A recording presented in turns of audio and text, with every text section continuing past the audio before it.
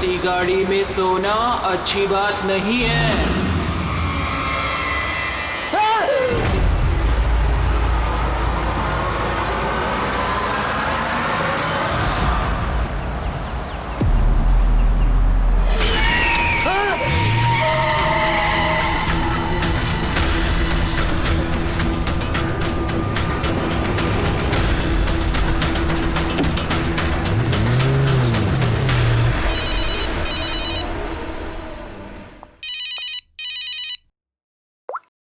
हाँ विनीत।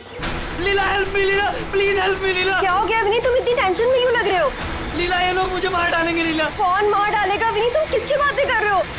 लीला I think मैं life में कभी तुमसे नहीं मिल पाऊंगा लीला। विनीत बकवास बंद करो। कहाँ पे हो तुम, मुझे अपनी एग्जैक्ट लोकेशन बताओ।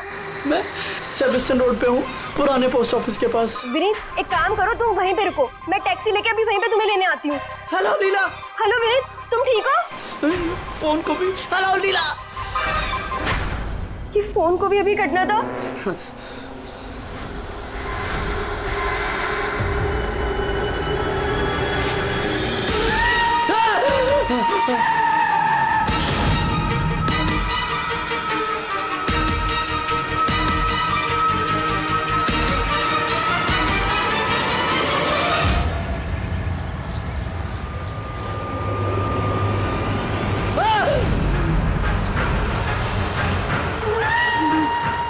भगवान प्लीज हेल्प मी, मुझे मेरे घर तक पहुंचा दो प्लीज।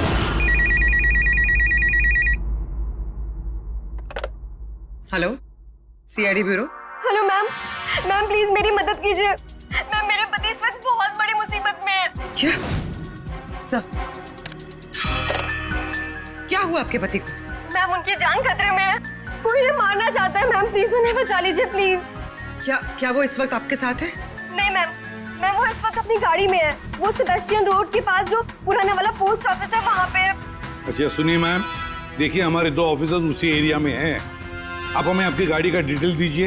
वाइट बैक्स्टर है और गाड़ी का नंबर है 2536। मैम आप उन्हें बचा तो लेंगे ना? आप फिक्र मत कीजिए, आपके पति को कुछ नहीं होगा। ओके पूर्वी, अभिजीत को फोन करो, उसे गाड़ी की डिटेल्स दे दो और उससे बोलो कि अर्जेंट है।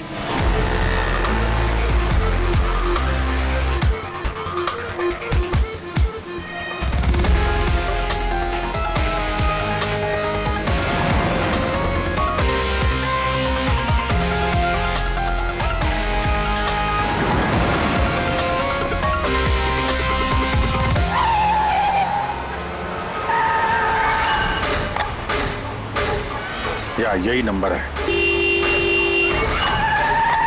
ये गाड़ी ऐसे क्यों चला रहा है? ये तो एक्सीडेंट कर देगा।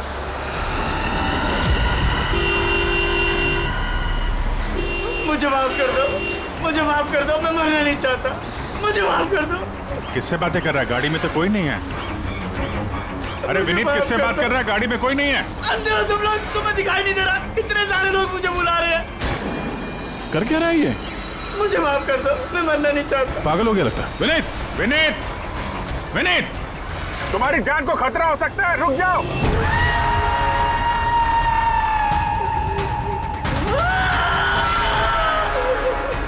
अंकल मेरे साथ खेलो ना, बहुत मजा आएगा। विनीत गाड़ी रोको, साइड में लगाओ।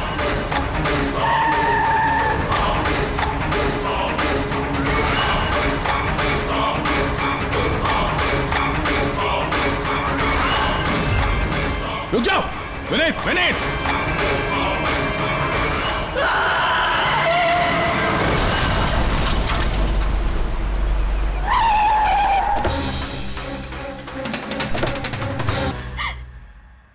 आपने तो मुझसे वादा किया था ना कि विनीत को कुछ नहीं होगा, तो फिर क्या हो गया? देखिए मैडम, अगर उनकी जान को किसी और से खतरा होता तो हम उन्हें जरूर बचा लेते, लेकिन वो तो खुद ही शराब पी के गाड़ी चला रहे थे। आप तो जानती हैं कितना खतरनाक है। नहीं, उनकी जान खुद उनकी वजह से नहीं गई है, बल्कि उन लोगों की वजह से गई है जो इतने दिनों से उन्हें परेशान कर रहे थे। कौन लोग? सुबह शाम सोते जागते हर वक्त वो उन्हें सताते रहते थे। वो इतना ज्यादा परेशान हो गए थे कि उन्होंने अपने बिजनेस पे भी पूरी तरह से ध्यान देना बंद कर दिया था। किन लोगों की बात कर रही हैं आप? जरा साफ साफ बताइए। मैम, विनीत की मौत हमारे सामने हुई थी और उस वक्त कार में उसके अलावा और कोई भी नहीं था, तो उसकी मौत का दोष आप किसी और को कैसे दे सकती हैं? क्योंकि उनका खून हुआ है। मर्डर है ये, मर्डर। मर्डर हुआ है? आप जानती है किसने किया ये? आत्माओं ने। भले ही आप लोगों ने वो आत्माएं नहीं देखी होगी, लेकिन विनीत उन्हें साफ साफ देख सकते थे। सीआईडी आत्माओं को नहीं मानती। आप भी मानते सर। अगर आपने वो 2 हफ्ते पहले वाला नजारा देखा होता। लीला उठो, उठो लीला, लीला उठो। विनीत, विनीत,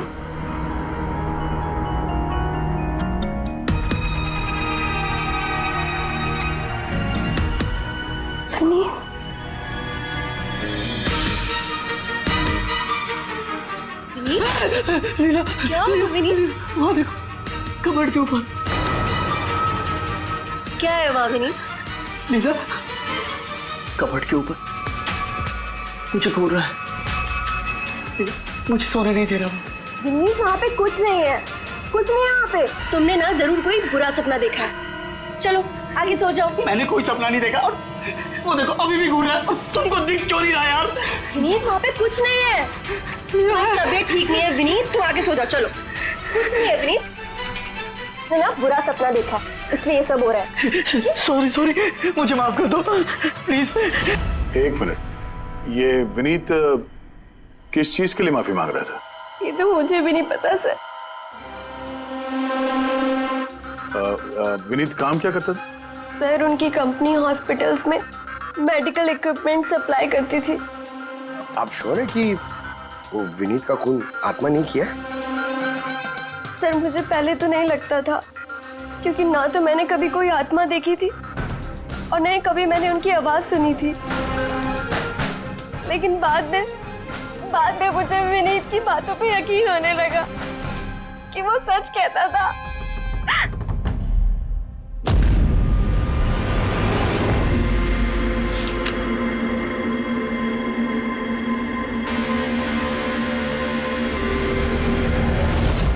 हाँ बॉस, इसकी मौत की एक ही वजह नजर आ रही है, इसके सर पर लगी हुई है चोट, जो इसे एक्सीडेंट के दौरान लगी। पक्का डॉक्टर साहब, कोई और वजह नहीं? अब विसरल सैंपल्स को चेक करना अभी बाकी है, लेकिन प्राइमा फेसी तो यही दिखता है कि मौत की वजह एक्सीडेंट है। तो बॉस, इसके खून में हमें अल्कोहल की बहुत ज्यादा मात्रा मिली, मुझे लगता है उसी की वजह से इसे हेलुसिनेशन होने लगे और इसने टक्कर मार दी। मतलब ये खून का मामला नहीं है? हम फ्यूनरल के लिए बॉडी को लौटा सकते हैं, अगर कुछ डाउट हुआ तो विसरल सैंपल से पता लग जाएगा। पता नहीं सर क्यों अभी मुझे ऐसा लग रहा है कि ये केस उतना सीधा नहीं है, क्योंकि जब हमने लीला से पूछा कि ये विनीत किससे माफी मांग रहा था तो वो बात को टाल गई। हम लोग भी फ्यूनरल में जाएं क्या? वहाँ रिलेटिव भी होंगे, फ्रेंड्स भी होंगे, बहुत सारे लोग होंगे, देखते हैं कुछ पता चलता है। जाओ, जरूर जाओ फ्यूनरल में।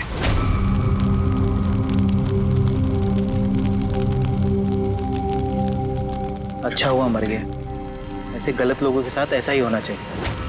तुमने बिल्कुल ठीक कहा, इसकी मौत इससे बदतर होनी चाहिए थी। बस अब उस दिन का इंतजार है जब उन दोनों की भी चिता जलते हुए देखूंगा। उस दिन तुम सबको बहुत बड़ी पार्टी दूंगा मैं। क्या प्रॉब्लम क्या तुम्हारी? हाँ? यहाँ पर एक आदमी की चिता जल रही है, शौक मनाने के बजाय जश्न मनाने की बात करो तुम लोग। क्यों ना मनाऊं जश्न? अरे असली जश्न तो उस दिन मनेगा जिस दिन ये दोनों भी अग्नि की भेंट चढ़ेंगे। वो दोनों अग्नि की भेंट चढ़े या ना चढ़े, तुम सीआईडी के हत्थे जरूर चढ़ोगे। सर, अगर आप लोग सीआईडी से हैं तो आपको मुजरिमों का साथ देने के बजाय हम लोगों को इंसाफ दिलाना चाहिए सर। एक मिनट, कहना क्या चाहते हो, पूरी बात बताओ। सर मेरा नाम रोहित है और मेरे पिताजी पर्पल हॉस्पिटल में एडमिट थे। डॉक्टर सर वो वेंटिलेटर पे। डॉक्टर नर्स नर्स डॉक्टर का रिलैक्स। मेरे पिताजी मर रहे हैं वहाँ पे, प्लीज डॉक्टर को बुलाइए प्लीज। क्या हुआ? क्यों शोर मचा रहे हो? शोर न मचाऊं तो क्या करूं? मेरे पिताजी मर रहे हैं वहाँ पर और आपका स्टाफ यहाँ बैठकर मक्खियाँ मार रहे हैं। आप शांत हो जाइए प्लीज, आप जाइए पेशेंट के पास, हम आते हैं। मैम प्लीज जल्दी कीजिए प्लीज। हाँ गजब हो गया, सारे के सारे वेंटिलेटर्स एक एक करके बंद हो रहे हैं। यस मैम, हमारे 2 इंटर्न्स मैनुअली ऑक्सीजन दे रहे हैं कुछ पेशेंट्स को। मैम हर पेशेंट के साथ ऐसा नहीं हो सकता, अगर वेंटिलेटर्स ठीक नहीं हुआ तो पेशेंट मर जाएंगे। धीरे बोलो। अरे ये हॉस्पिटल के रेपुटेशन का सवाल है, अगर मरीजों के घर वालों को पता चल गया है ना फिर बवाल हो जाएगा। डॉक्टर आप प्लीज 2 मिनट का वक्त दीजिए, हम सोल्यूशन। मैम एक एक करके सारे वेंटिलेटर्स बंद हो रहे हैं। बाकी के वार्ड्स में चेक करो। Okay ma'am. अरे वो सप्लायर विनीत को फोन करो ना, वो ही अभी कुछ कर सकता है, बस टेंशन लेने की जरूरत। डॉक्टर महक हुआ क्या है ये सर? वेंटिलेटर बंद हो रहे हैं सारे। आप प्लीज शांत रहिए, मैं बात करती हूँ ना। सर एक एक करके सारे वेंटिलेटर्स बंद हो गए। क्या ऐसे कैसे हो सकता है? तो किसी हॉस्पिटल में फोन करो ना, वहां से मंगवाओ। अरे राजा फोन लगाओ और मैं एक काम करूँ, टेक्नीशियन जो यहाँ पर है उसको बुलाओ। राजा क्या हो गया तुम्हें? तुम्हें सुनाई नहीं देता सर क्या आप कह रहे हैं? आप लोग क्या डिस्कशन में टाइम वेस्ट कर रहे हैं? मेरे पिताजी मर जाएंगे वहाँ पर। प्लीज जल्दी आइए प्लीज। बस आते ही है please. Ma'am very bad news, 2 patients की जान चली गई है, 5 पेशेंट्स बहुत क्रिटिकल कंडीशन में हैं। सर अगर आज हम लोगों का परिवार हमारे साथ नहीं है तो उसके जिम्मेदार सिर्फ और सिर्फ ये 3 लोग हैं, विनीत, महक और राजा। ये विनीत तो इक्विपमेंट सप्लाई करता था ना? जी सर। और ये महक राजा? सर जिस दिन ये हादसा हुआ उस दिन महक डॉक्टर इंचार्ज थी और राजा हॉस्पिटल का एडमिन संभालता था। ये सिर्फ राजा और महक आए हॉस्पिटल से या और लोग भी आए वहाँ के? आए ना सर, वो हेड नर्स परिणीता, वो शेखर जो कि मेंटेनेंस में, और वो डॉक्टर केदार इस हॉस्पिटल के मालिक। ठीक है, अभी शांत हो जाओ। हम इस मामले के तह तक जाएंगे। अगर तुम्हारे पिताजी के साथ नाइंसाफी हुई है तो उन्हें इंसाफ जरूर मिलेगा।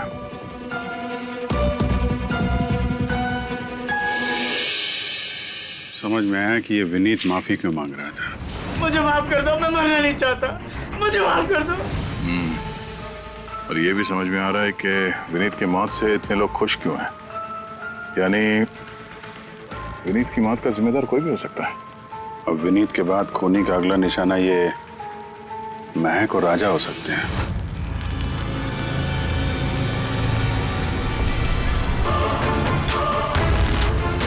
मुझे माफ कर दो। तुमने मुझे क्यों मरने दिया? मेरा पीछा मत करो।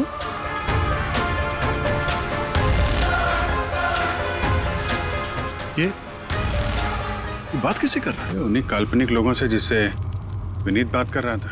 शायद ही तू मुझे बचा सकती थी, जो मरने दिया मुझे। और तुम भी मरने के लिए तैयार हो जाओ। और ये महक भी सहमी से लग रही है। छोड़ो, छोड़ो मुझे, छोड़ो मुझे, आग में मत खींचो। मेरी कोई गलती नहीं है। छोड़ो, छोड़ो, छोड़ो, छोड़ो मुझे, छोड़ो, छोड़ो, मत खींचो मुझे आग में। छोड़ो, छोड़ो। क्या कर रहे हो? इधर आओ। क्या कर रहे हो यार? हैं? मैं बस परेशान हूँ, इसमें आप लोग क्या कर सकते हैं? मुझे खुद ही निपटना होगा अपनी परेशानी से। आप इधर आओ, थोड़ा दूर हट जाओ इधर से। तो बहुत सारे लोग हैं जो विनीत की मौत की खबर सुनकर खुश हो गए हैं। हाँ सर, और अब वो महक और राजा की मौत की खबर सुनना चाहते हैं। राजा और महक, इनका बर्ताव भी कुछ नॉर्मल नहीं लग रहा था सर, काफी डरे डरे से लग रहे थे, विनीत की तरह। सर विसरल सैंपल्स की रिपोर्ट आ गई है। ग्रेट, कोई गड़बड़ है? हाँ, एक आम इंसान का खून जितना लाल होता है, विनीत का खून उससे बहुत ज्यादा लाल था। अब समझ में आया कि विनीत को आत्माएं क्यों नजर आ रही थी। क्यों सर?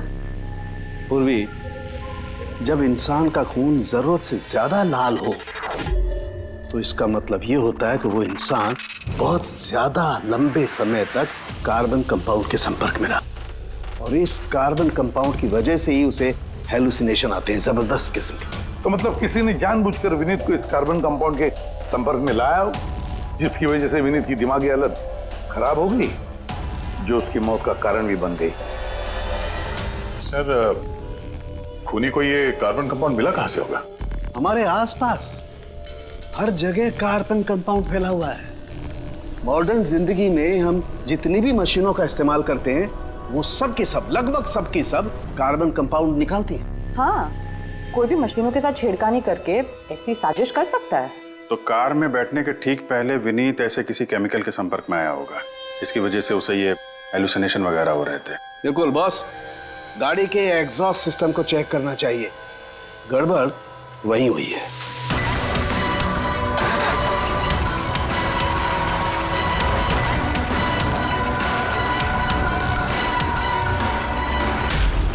सालों के सर तो सही बोले थे सर, इसमें से तो केमिकल भर भर के आ रहा है। एक बात तो पक्की है पंकज, आत्मा कोई नहीं थी। हाँ सर, इसका मतलब अब खूनी के निशाने पे दो लोग हैं, राजा और महक।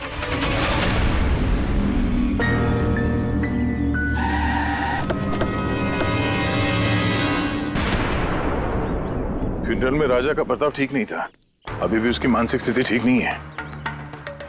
अरे सर, दरवाजा तो खुला है।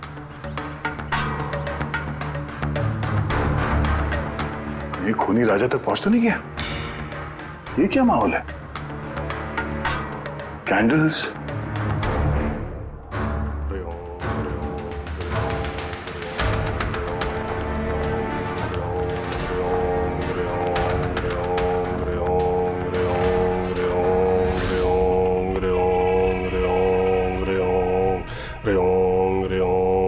राजा,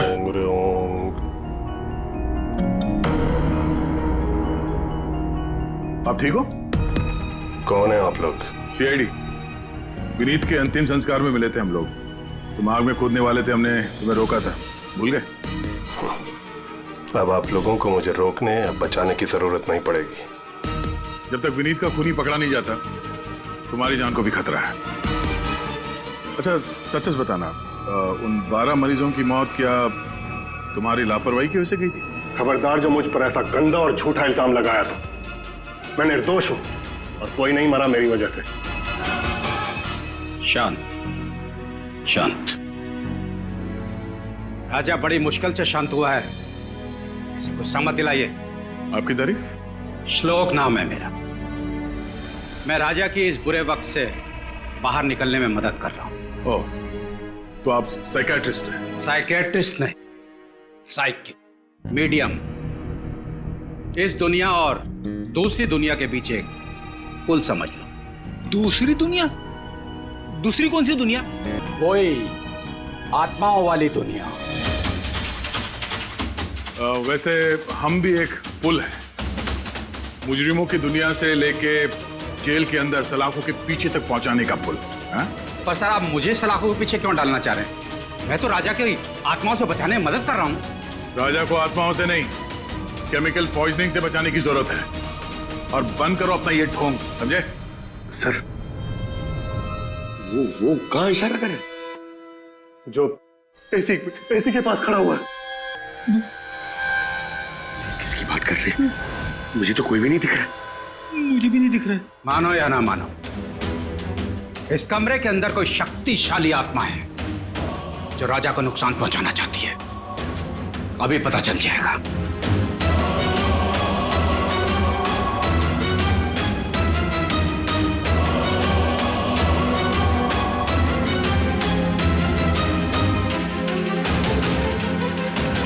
मीटर से आत्मा देखेंगे?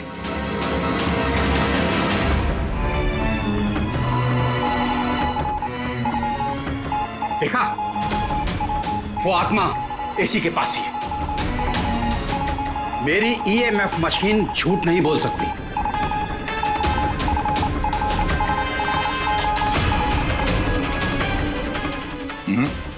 पर हमारा भी ये मीटर गलत नहीं हो सकता। समझे? रेडी? लगता है राजा को कार्बन कंपाउंड का असर उसकी गाड़ी से ही हुआ है। एक काम करो, ये मीटर ले जाओ, उसकी कार चेक करो। रेडी?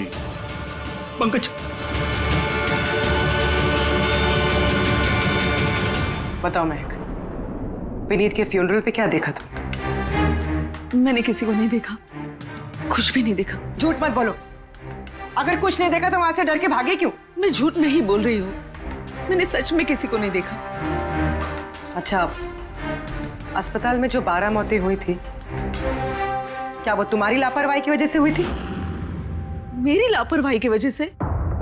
देखिए, मुझसे जो कुछ बन पड़ता है मैंने सब कुछ किया। मैंने डॉक्टर केदार से भी बात की, लेकिन उन्होंने कुछ एक्शन लिया ही नहीं, तो मैं और क्या करती। अच्छा, तो फिर इसमें डॉक्टर केदार की गलती है? उनसे भी ज्यादा गलती है उस राजा की। उसे चेक कर लेना चाहिए था कि वेंटिलेटर्स ठीक से काम कर रहे हैं या नहीं, उनके वक्त रहते सर्विसिंग हो रही है या नहीं। तो फिर राजा दोषी है? राजा और विनीत दोनों। विनीत को भी हमें वेंटिलेटर सप्लाई करने से पहले देख लेना चाहिए था कि वो कहीं खराब तो नहीं है। आखिर कितनी जानें टिकी थी उस वेंटिलेटर्स पे।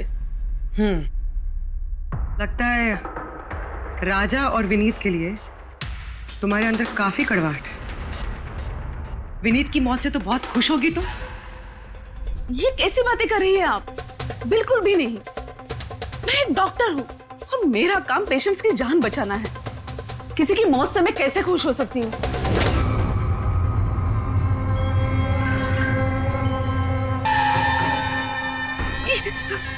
वो आ गया, वो आ गया,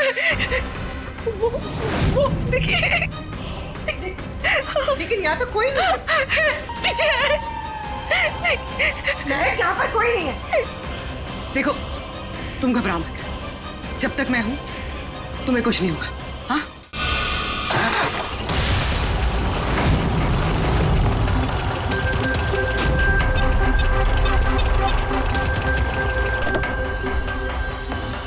कार के एसी में तो कार्बन कंपाउंड नहीं है।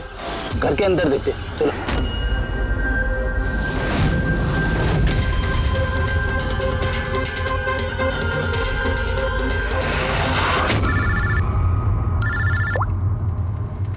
हाँ पूर्वी, महक के घर पे कोई केमिकल नहीं मिला? ठीक है, जब तक वो खूनी पकड़ा नहीं जाता तुम उसके साथ ही रहो, ठीक है? सर, हाँ, कार्बन कंपाउंड यहाँ पे भी नहीं है। कहीं कोई केमिकल नहीं मिलेगा। विज्ञान की दुनिया और केमिकल की दुनिया के अलावा भी कोई दूसरी दुनिया है, मानो या ना मानो। चुप, वो बंद। और जब तक बोलने को नहीं कहा जाए मुंह खोलना नहीं। राजा जी, आपको डरने की कोई जरूरत नहीं है। हम लोग हैं यहाँ पर। जब तक वो खूनी पकड़ा नहीं जाता सीआईडी आपके साथ ही रहेगी। मुझे सीआईडी की जरूरत नहीं है, ये है ना मेरी सुरक्षा करने के लिए। यार ये कैसे हो सकता है? ना राजा के घर में केमिकल मिला, ना महक के घर में केमिकल मिला, कैसे हो सकता है? सर, हमने राजा के घर को अच्छी तरह से चेक किया, एक एक कोना देखा, गाड़ी भी चेक की, कहीं कुछ नहीं मिला। हाँ मगर दया, अगर कोई केमिकल का इस्तेमाल ही नहीं हुआ है तो फिर राजा और महक को हेलुसिनेशन हुए कैसे? कोई तो वजह होनी चाहिए। और सर, जिस तरीके से विनीत के कार के एसी में केमिकल का इस्तेमाल किया गया है, ये किसी नौसिखिया का काम नहीं लगता है। तो कोई एक्सपर्ट। एक काम करते हैं, बनने वालों के घरों में देखो, शायद कोई ऐसा आदमी हो जो केमिकल्स के बारे में अच्छी जानकारी रखता हो, कोई केमिकल्स में एक्सपर्ट। और हाँ, हॉस्पिटल के उस स्टाफ को बुलाओ। चीफ नर्स जो है ना, हेड नर्स परिणीता, फिर हेड टेक्नीशियन शेखर और मालिक केदार, तीनों को बुलाओ। सर देखते हैं।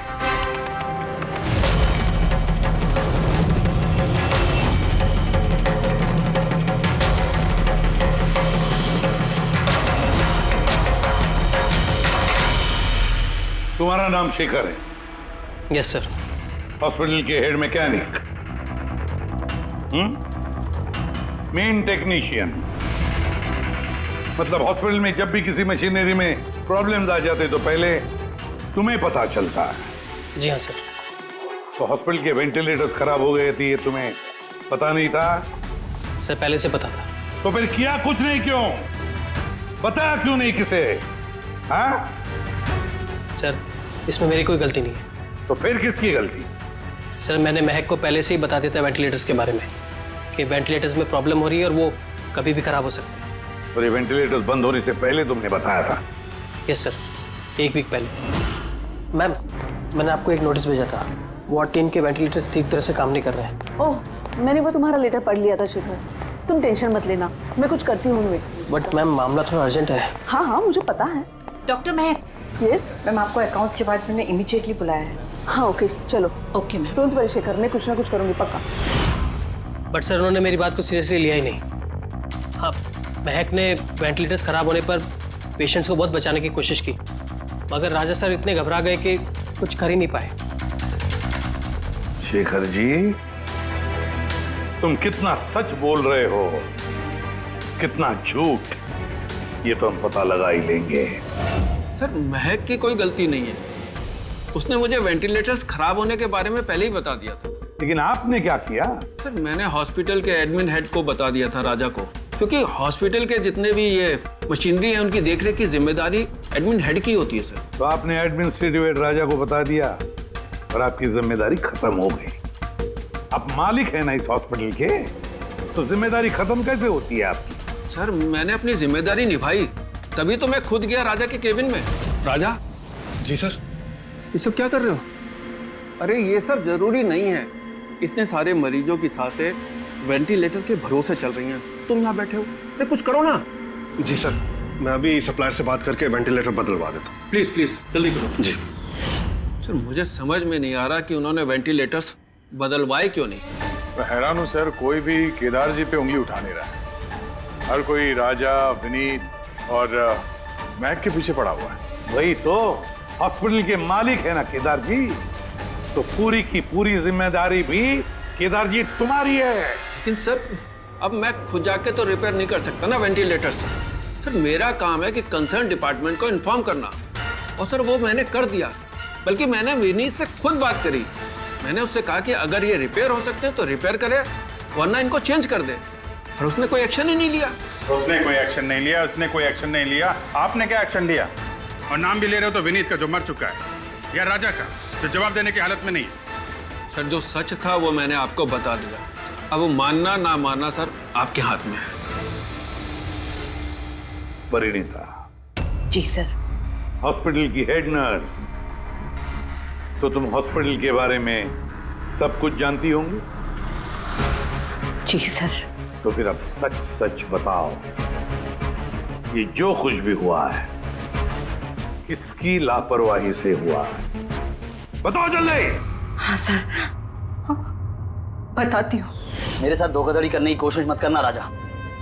और हाँ, अगर मशीनों में कोई फिजिकल डैमेज है वो वारंटी में नहीं आता। अगर तुमको नए वेंटिलेटर चाहिए तो पूरी कॉस्ट पे करनी होगी, समझा? मैंने तुमसे घटिया इंसान आज तक अपनी जिंदगी में नहीं देखा। अब ना तो हमारा हॉस्पिटल तुमसे कोई सामान लेगा और ना ही शहर का कोई दूसरा हॉस्पिटल। सुनो, ये धमकी किसी और को देना, जानता नहीं तुझे मैं कौन हूँ, जो करना है कर ले।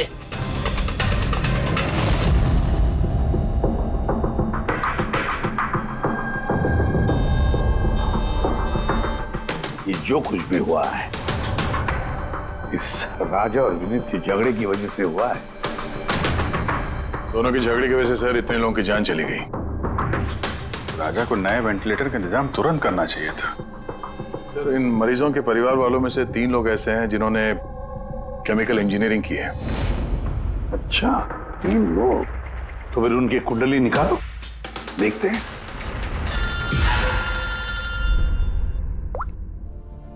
हेलो, इसे भी प्रतिबंध। What? ठीक है, हम अभी पहुंचते हैं। क्या सर? राजा की मौत हो गई। दया, मौत तो इसकी सर पे चोट लगने की वजह से हुई। लगता है छत से कूद गया ये। जरूर हेलुसिनेशंस इतने भारी पड़ गए होंगे कि दिल मिलाकर राजा ने ऊपर से छलांग लगा दी। और तुम ख्याल रखने वाले थे ना इसका? ये ख्याल रखा तुमने? हाँ? सर राजा तो एकदम शांत तरीके से हो गया था, मुझे क्या पता था कि अचानक उठ जाएगा और खुदकुशी कर लेगा। जिस वक्त ये सब हुआ तुम कहाँ थे? हाँ? सर मैं दूसरे कमरे में सो रहा था। तभी मुझे राजा के जोर जोर से चीखने की आवाज सुनाई दी। मुझे इन आत्माओं को नहीं झेलना, मुझे इसे निजात चाहिए, आजादी चाहिए। और जब तक मैं इसके पास पहुंचता, ये छत से कूद गया साहब। वाह, क्या बात है। राजा को अकेले छोड़कर तुम घोड़े बेच के सो रहे थे? हाँ? मैंने तो कमर कस ली थी कि नहीं सोऊंगा, पर न जाने कैसे नींद आ गई। जरूर मुझे उन आत्माओं ने सुला दिया होगा। आप ये देखिए सर, मीटर की रीडिंग भी कितनी बढ़ गई है। मुझे मेरी तबीयत भी कुछ कमजोर लग रही है सर। अगर दोबारा ये मीटर दिखा दिया ना मुझे तो याद रख। एक मिनट दया, एक मिनट भाई, जरा मीटर देना मुझे। ये लीजिए। ये मीटर मैं रख लेता हूँ। हाँ, तुम्हें लौटा दूंगा बाद में। जी सर, पर दे दीजिएगा। हाँ जरूर दे दूंगा। अभी एक काम करो, अभी तुम घर जाके थोड़ा आराम करो, थक गए हो ना, बहुत कमजोरी होगी तुम्हें। हाँ जी सर। बराबर सोए नहीं, जाओ आराम करो। ये क्या डॉक्टर साहब, उसे जाने दिया और ये मीटर रख लिया? दया, ये मीटर जो है ना, ये बड़े काम की चीज है।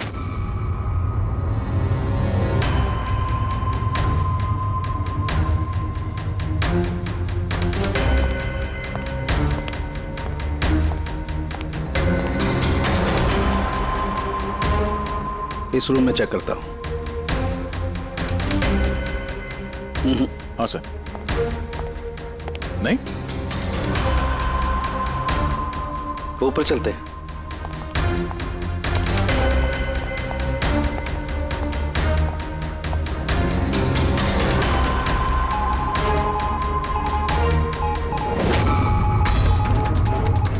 ये सलूकी सर आराम से, ये नीडल तो जंगली घोड़े की तरह भाग रहा है।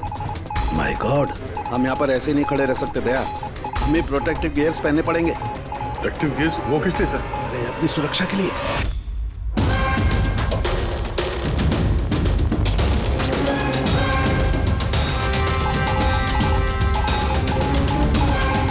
ये देखो, सबसे ज्यादा मीटर रीडिंग यहीं पर है, इस एसी के नीचे। मतलब सर वो वहाँ। पंकज खबरदार, खबरदार, जो आत्मा का नाम भी लिया तो। सर ये मीटर किस तरफ इशारा कर रहा है? बताता हूँ बाहर चलो, बाहर चलो।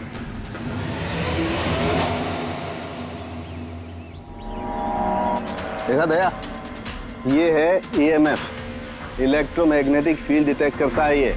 इलेक्ट्रोमैग्नेटिक फील्ड्स, ये तो आजकल सभी इलेक्ट्रॉनिक अप्लायंसेस में होता है सर, टीवी, फ्रिज, एसी में। बिल्कुल दया, लेकिन उन अप्लायंसेस का EMF हिडन होता है, छिपा हुआ होता है, ताकि लोगों पर बुरा असर ना हो। कैसा बुरा असर? इसकी वजह से लोगों को नौशिया हो सकता है, जी घबरा सकता है, बेचैनी हो सकती है, और अगर ज्यादा देर तक संपर्क में रहे तो हेलुसिनेशन होना भी कोई बड़ी बात नहीं है। ओह, मतलब राजा को ये हेलुसिनेशन किसी केमिकल की वजह से नहीं हुआ है, अपने घर के इलेक्ट्रॉनिक अप्लायंसेस की वजह से हुआ है, क्योंकि उसका वो EMF ढका हुआ नहीं था। बिल्कुल। इसका मतलब है सर, किसी ने ये जानबूझ के छेड़छाड़ की है इसमें?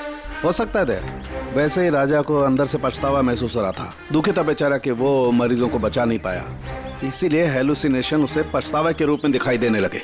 शायद इसी पछतावे की वजह से इस विनीत की भी मौत हो गई। बिल्कुल, और वो अशोक, उससे भी कमजोरी इसीलिए महसूस हो रही थी क्योंकि वो भी काफी देर तक इस EMF के संपर्क में था। यहाँ पे वो कार्बन कंपाउंड नहीं मिला घर में। मिलेंगे कैसे थे, क्योंकि यहाँ तो EMF का इस्तेमाल हो रहा था, और सबसे ज्यादा रीडिंग मुझे बेडरूम के AC में मिली। इसका मतलब बेडरूम के AC में छेड़छाड़ हुई। फिर तो उस महक के घर में भी EMF। ओह नो, हमें तुरंत पूरी को इन्फॉर्म करना होगा।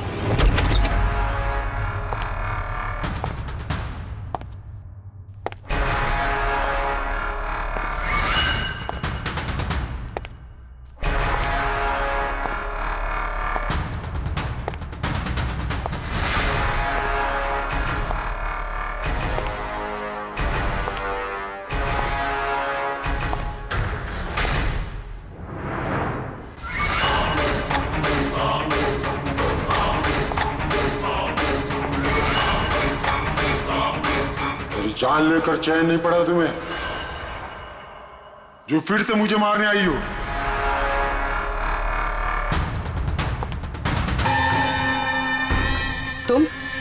मैंने तुम्हें सेल्फ डिफेंस में मारा था, और वैसे भी तुम एक मुजरिम हो। क्या कर रही तुम? छोड़ो से। आदमी क्या? सर यहाँ पे। सर रोकिए इसे, ये मुझे मारना चाहती है।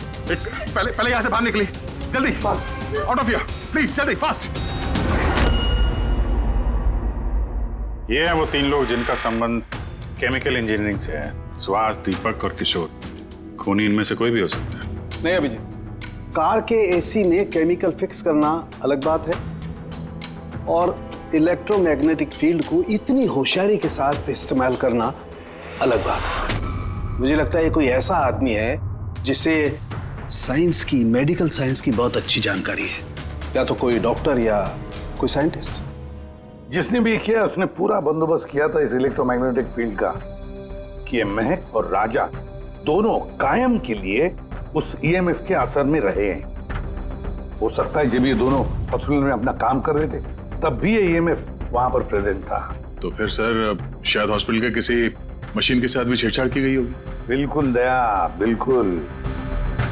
और ये करने वाला वही है, हॉस्पिटल का अंदर वाला। तो ये वो जगह है जहाँ पे महक और राजा बैठा करते थे। जी हाँ। और कौन कौन आ जा सकता था इस कमरे में? सर सिर्फ स्टाफ वालों को अंदर जाने की परमिशन थी, वो भी अगर कोई काम हो तो। मतलब बाहर का कोई आदमी यहाँ नहीं आ सकता? नहीं सर, यहाँ तक कि मरीजों को भी अंदर जाने की इजाजत नहीं थी। उसका मतलब तो ये हुआ कि स्टाफ का ही कोई है, मतलब आप में से कोई एक खूनी है। ये आप कैसे कह सकते? ये हम नहीं कह रहे हैं, ये ईएमएफ मशीन कह रही है जिसने हमें सब कुछ बता दिया है। और इस ईएमएफ मशीन के हिसाब से इस एसी के साथ छेड़छाड़ की गई थी। इसका मतलब है राजा और महक को मारने की कोशिश की गई थी, मगर बेचारा राजा मारा गया। एसी के साथ छेड़छाड़? क्या कह रहे हैं आप लोग? हमें तो कुछ समझ में नहीं आ रहा। ये बात इस कमरे में मौजूद वही इंसान समझ सकता है जो खुद खूनी है।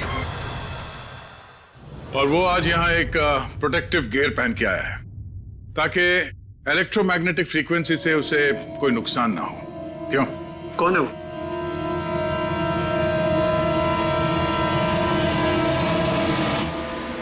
यहाँ